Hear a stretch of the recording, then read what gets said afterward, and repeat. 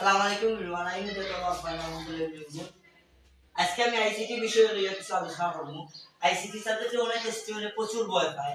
ওই সাবজেক্টের কিছু কিছু জিনিস আমি দিচ্ছি যেগুলো তারা পড়ে তাহলে তারা এটা A+ পাইব পরীক্ষা ডিরেক্টলি। দেখো প্রথম অধ্যায় তুমি যদি কেউ পড়ে বায়োমেট্রিক, বায়ো ইনফরমেটিক এবং ন্যানোটেকনোলজি, রোবট কাইসার্জারি আর জেনেটিক ইঞ্জিনিয়ারিং, ও বিষয়গুলো যদি কেউ পড়ে আর আফটার আছে বাচ্চা রিয়েলিটি, ফলে এটা এগের একটা ইয়োদ্দা তুমি একটা সৃজনশীল আইব এবং কমপ্লিট করতে পারবো। দ্বিতীয় অধ্যায় দরকার টোপোলজি আছে, bus topology, ring topology, star topology, hybrid topology আছে আর মেশ টোপোলজি আছে। যদি ওগুলো কেউ যদি কমপ্লিট করেন একটু বড় নরমালিটি, তখন কিনা আপনারা এইটাও কমপ্লিট হয়ে যাব। তারপরে তৃতীয় অধ্যায়ে গিয়ে সবথেকে বেশি অঙ্ক হয়, তিনটে সৃজনশীল হয়।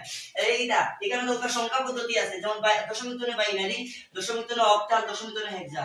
আবার হেক্সাতে আবার আমরা অক্টালও যাই। ও যে পদ্ধতিগুলো আছে ওগুলো যদি কেউ অবলম্বন করে সে পাস।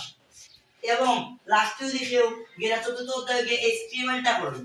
HTML এর দুইটা অংশ আছে, একটা হইলো HTML এর ফার্স্ট অংশটা হইলো আমার হাইপারলিংক, আর সেকেন্ড অংশটা হইলো এটা HTML এর আমার যে কোড লেখা, ও দুইটো দেখো কমপ্লিট করুন। আর MS টেক একটা আছে, ওটা কমপ্লিট করে দিলে আমরা একটা মার্ক ফুল দিয়ে দিই।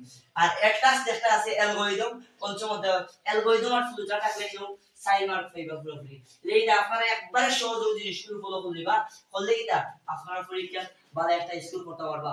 এবং আপনারা সব সময় যে আরো পাশে থাকবো এবং যেটা হেল্প লাগে যায় আপনারা যোগাযোগ করবা এবং ওই জিনিসগুলো আপনারা মুখস্থ করবা এবং প্র্যাকটিক্যালি ওগুলো লেখার চেষ্টা করবা। আসসালামু আলাইকুম।